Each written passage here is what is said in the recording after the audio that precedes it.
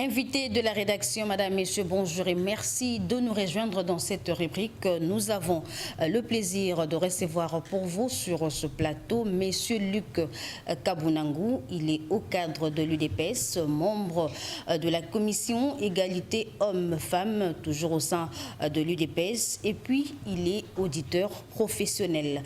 Avec lui, nous échangeons autour de ce que certains qualifient des scandales de corruption dans lesquels serait impliqué l'ancien conseiller du chef de l'État, Monsieur Vidier Chimonga.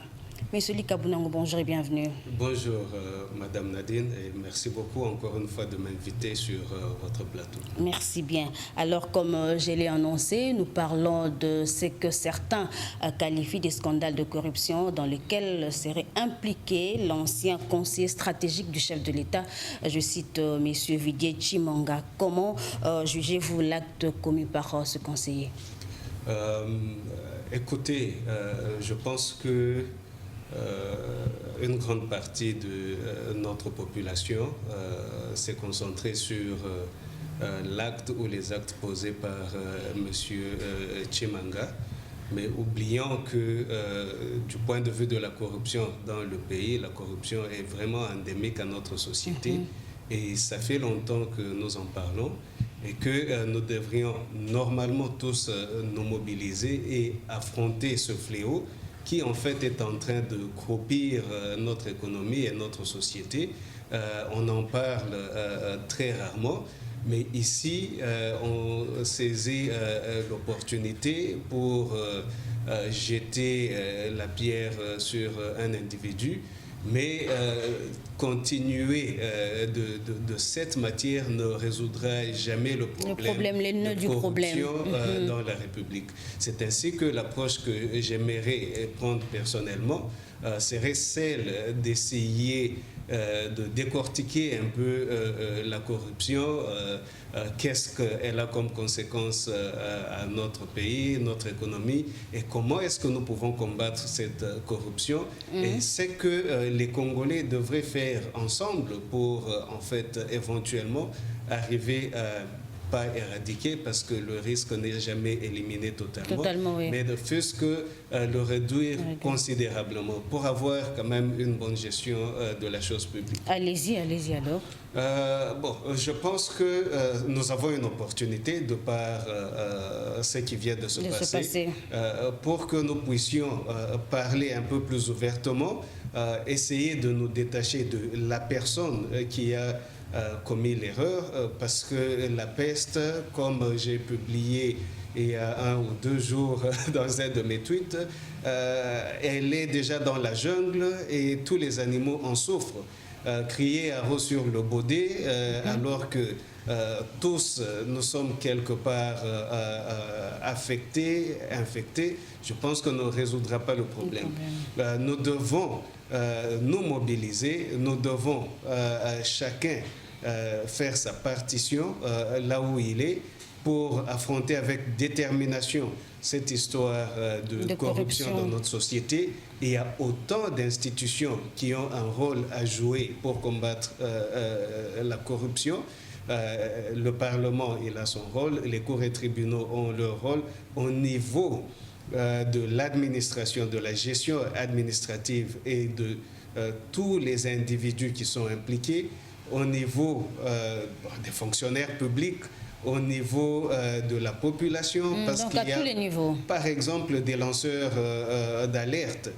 Ça peut être dans la population en général. Voilà pourquoi nous disons il y a un rôle à jouer, que tout le monde devrait faire sa partition et y aller avec une détermination, parce que nous ne cessons de rappeler que la pauvreté au niveau de la République démocratique du Congo affecte les 3/4 de la population et c'est une pauvreté à un niveau extrême, moins de $2 par jour, par jour.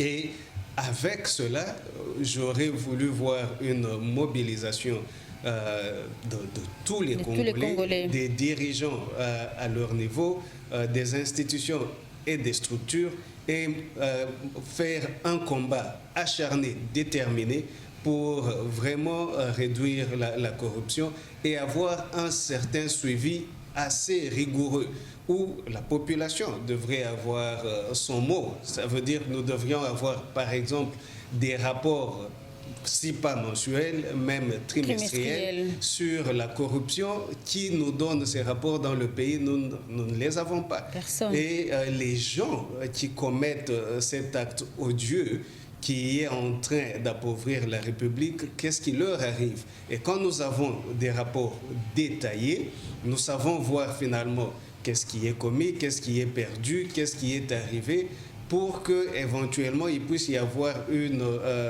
contrainte contre les perpétrateurs de corruption, de ces actes, pour commencer à résoudre la question. Merci, mais pensez-vous que ça pourra marcher un jour? Absolument. On arrivera à réduire le taux de la corruption dans ce pays? Absolument. Ça a été fait dans d'autres pays. Pourquoi pas chez nous en République démocratique du Congo? Mais comment y arriver? Il y a bien évidemment différentes choses, différentes mesures que l'on peut prendre pour attaquer la corruption. Par exemple, il y a d'abord la formation, il faut avoir un personnel bien formé, il faut faire la promotion des facteurs de bonne gouvernance qui assurent à ce qu'il y ait des contrôles assez rigoureux dans l'administration et qui fassent que ça soit difficile de commettre des actes frauduleux. Par là, certaines des mesures peuvent être... il y a des efforts qui sont déjà fournis dans ce sens-là. Numériser en fait la gestion de la chose publique et ne pas rester dans une gestion manuelle avec du papier qui peut se perdre à n'importe quel moment, mais avoir des systèmes bien intégrés avec des contrôles qui sont intégrés dans les systèmes de telle sorte que pour commettre des tricheries, ça sera difficile parce que dans les systèmes, on peut avoir la traçabilité et il y a autant de choses, de mesures. Si on demande aux experts dans le domaine, ils peuvent donner des éléments. Je pense que j'ai fait des tribunes dans le passé énumérant certains facteurs qui pouvaient qu'on pouvait prendre comme mesure pour essayer de combattre et réduire la corruption dans notre société.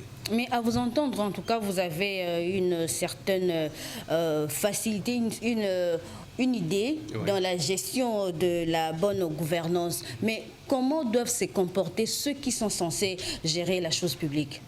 Oh, écoutez, moi je n'aime pas me limiter à une certaine catégorie parce que si nous attendons à ce que ça soit ceux-là que vous dites qui sont supposés gérer la chose publique, et si l'exemple ne vient pas, par exemple. Où est-ce qu'on se retrouve? C'est ça que je dis, que dans une société, tous les membres de la société ont un rôle à jouer. La population, elle a un rôle à jouer. Nous avons vu à plusieurs reprises quand la population s'est manifestée, quand elle s'est prononcée, nous avons vu qu'elle a été en mesure d'orienter certaines décisions, certaines mesures dans une certaine direction. Et ici, si vous me posez la question, bien évidemment, comme j'ai dit, nous devons vraiment promouvoir ces facteurs de bonne gouvernance. Et à l'état de droit qui fait partie de ces facteurs, nous devons avoir la justice qui fonctionne très bien, équitablement, qui fasse son rôle. Donc là, vous avez le rôle de la police, vous avez le rôle des cours et tribunaux, et vous voyez déjà ici que si nous essayons d'aller en détail sur le rôle de la police, sur le rôle des cours et tribunaux, c'est assez profond. Nous devons arriver à amener la transparence dans la gestion de la chose publique. Et pour arriver à avoir cette transparence, il y a autant de choses qu'on devrait implémenter dans un système de gestion. Et il y a ce qu'on appelle, je peux donner un exemple, une ségrégation des tâches incompatibles. Ça veut dire, pour qu'il y ait une transaction, on devra éviter à ce que que la transaction du début à la fin, c'est-à-dire ordonner la transaction et faire le paiement, par exemple, l'achat et même l'enregistrement de toute la transaction soit faite par une personne ou par deux personnes qui peuvent facilement collaborer pour justement frauder le système. Alors, on doit séparer suffisamment pour rendre la tâche difficile et favoriser la transparence dans toutes ces étapes, mais encore mieux informatiser le système. Et avec là, il y a toujours des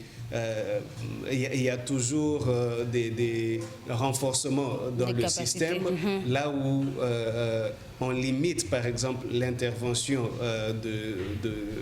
du facteur humain, là où on met des contrôles qui sont dans le système, des contrôles automatisés. Donc on peut renforcer le système de telle sorte que on puisse vraiment réduire l'impact humain et renforcer les mesures de contrôle pour atteindre cet objectif de limiter la fraude. Est-ce que vous pensez que l'éthique et la déontologie ont aussi un rôle à jouer dans la gestion de la bonne gouvernance? Absolument. J'ai parlé d'une part Est-ce que vous avez martelé sur la machine J'ai parlé, là, quand j'étais au niveau de la transparence, il y a la redevabilité aussi. Les gens doivent répondre administrativement même avant d'arriver aux cours et tribunaux. Il doit y avoir des sanctions administratives, pas seulement ça, il doit y avoir aussi des formations, mais au niveau éthique, l'éthique c'est aussi l'un des facteurs, et moi je penserais l'un des facteurs les plus importants dans la bonne gouvernance, dans la gestion de la chose publique, et nous avons parlé à plusieurs reprises de cela, pas seulement à notre niveau. Vous vous souviendrez que dans la lutte de notre parti, de l'UDPS, dès le début, le président Étienne Tshisekedi parlait de changement de mentalité. C'était toujours au niveau du comportement, un comportement qui est plein d'antivaleurs, qui font que à ce jour, voilà pourquoi j'aimerais éviter même de parler spécifiquement du cas de Didier Chimanga, mais de parler de la corruption, parler de l'éthique, parce que là, vous avez un sérieux problème d'éthique. Et je vous assure que autant de personnes qui sont en train de lancer la pierre aujourd'hui se comportent de la même façon. Même 30 minutes après que son cas soit vulgarisé tel qu'il a été vulgarisé, les gens ont continué à se comporter de façon non éthique. Aujourd'hui, pendant que nous en parlons ici, il y a des gens qui continuent. Si vous avez par exemple, ce qui me fait rire aussi, certaines personnes qui veulent même ramener certains dirigeants que nous avons connus dans le passé, pour eux, ce sont les meilleurs qui doivent revenir aux commandes des affaires de ce pays ici. Et vous voyez leur éthique pendant qu'ils étaient au pouvoir, en fonction, et ce qu'ils ont fait. Mais il y a à se poser des questions. Comment est-ce que cette catégorie de personnes peut se mettre debout aujourd'hui et jeter la pierre sur le conseiller Chimanga? Ça ne va pas. Donc nous avons une question vraiment profonde d'éthique, et il faudra qu'au niveau de notre société, qu'on arrive à se mettre ensemble autour d'une table et à plonger dans le fond de la question pour voir comment est-ce que nous n'allons pas continuer à parler de changement de mentalité, à parler de comboliser, de la philosophie léopard, mais sans que on puisse faire quelque chose. Moi, je parle de la philosophie léopard parce que je pense que facilement l'homme de la rue... merci beaucoup. Facilement, l'homme de la rue peut comprendre de quoi il s'agit parce qu'au moins nous avons une image que nous pouvons présenter. Moi, je dis que dans la philosophie léopard, qui est l'état d'esprit que nous avons tous les Congolais, lorsque nos fauves sportifs sont sur terrain, prenons l'exemple des footballeurs, ils sont sur terrain pour défendre les couleurs de la République. Voilà, encore là, c'est le Congo qui est en action. tous les Congolais se mobilisent et déjà les supporters, les fanatiques, ils veulent que les administratifs aient un comportement éthique, qu'ils puissent disponibiliser les ressources, que les ressources soient bien gérées à bon escient pour que les joueurs qui descendent sur terrain, la victoire. Oui, pour qu'ils soient dans de bonnes conditions et qu'ils puissent donner une prestation qui nous donne des résultats. Voilà ce que nous cherchons, le résultat. En même temps que les supporters veillent sur ça, ils s'expriment. Vous, les journalistes, vous faites la même chose, vous faites des analyses pendant des périodes et des périodes, avant même après les grandes rencontres sportives. Mais nous voulons la même chose des joueurs. Nous n'allons pas tolérer à ce que le goalkeeper qui est là prenne de l'argent chez l'adversaire et laisse entrer des buts. Ce n'est pas seulement l'entraîneur qui va le sanctionner, les administratifs vont se prononcer et même le public va se prononcer aussi. Voilà comment est-ce que je présente la chose pour faire comprendre quand même à nous tous Congolais que de la même façon que nous pouvons avoir cette image aussi claire dans notre esprit des léopards, nous pouvons l'appliquer dans une certaine mesure sur des questions fondamentales comme celle-là qui impliquent vraiment le bien commun de la République. Nous parlons de la lutte contre la corruption, la gestion de la chose publique, mais il y a une certaine opinion, M. Luc, vous êtes de l'UDP, je crois que vous avez déjà entendu parler, qui dit que le chef de l'État est mal entouré. Est-ce vrai cette opinion ? Bon, c'est une opinion que je n'ai jamais vu tester. Quand on dit qu'il est mal entouré, qui est le mauvais entourage là-bas? Les cas précis. Combien de personnes sont autour du président de la République? Certaines personnes, vous ne les connaissez même pas. Aujourd'hui, nous sommes en train tous de jeter des fleurs sur le ministre des Finances, le ministre Nicolas Kazadi, mais avant qu'il ne soit exposé tel qu'il est aujourd'hui en tant que ministre, il faisait partie de l'entourage du président de la République. Pas beaucoup de gens le connaissaient. Certaines personnes peut-être entendaient son nom, mais ne pouvaient pas associer le visage à la personne. Donc on ne le connaissait pas. Il y a autant de gens autour du président qui sont valables. La question d'éthique, elle est fondamentale et elle est valable partout.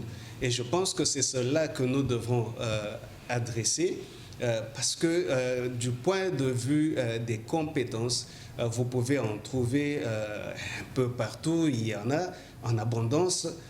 Mais il y a la question d'éthique qui est aussi fondamentale. Vous verrez dans autant de sociétés, surtout les sociétés qui sont les plus progressistes, la question d'éthique est très très importante pour voir qui est-ce qu'on devrait employer entre deux candidats.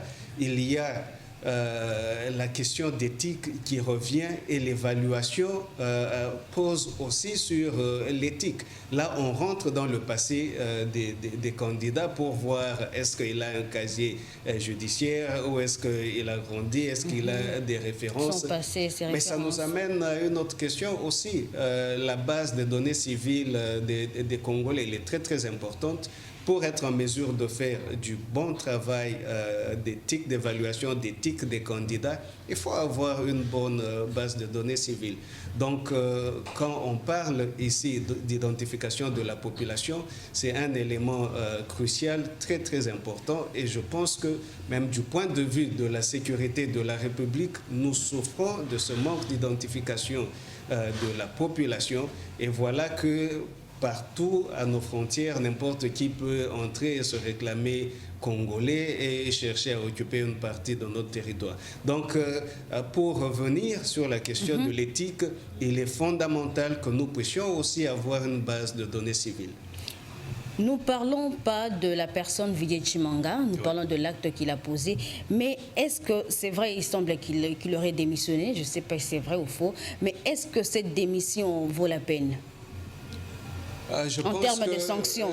Je pense que c'est déjà commandable. La démission n'est pas une sanction. Ça, c'est de son côté qu'il a reconnu l'erreur ou peut-être pas reconnaître l'erreur parce que selon ce qui circule dans les médias, la démission, elle est motivée par une question d'honneur et non pas l'acceptation de l'erreur de la faute commise.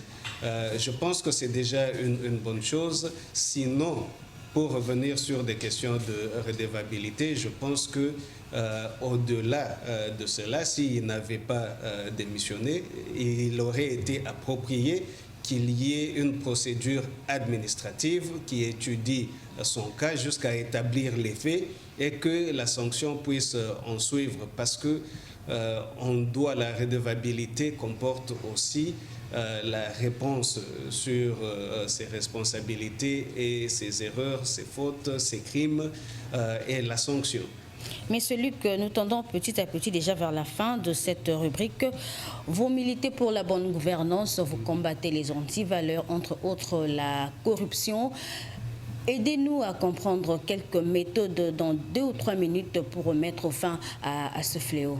Je pense que le chemin est encore très long, pour notre République, vu le niveau d'abord de la corruption elle-même dans notre société et le niveau des défis que nous avons au niveau de notre pays.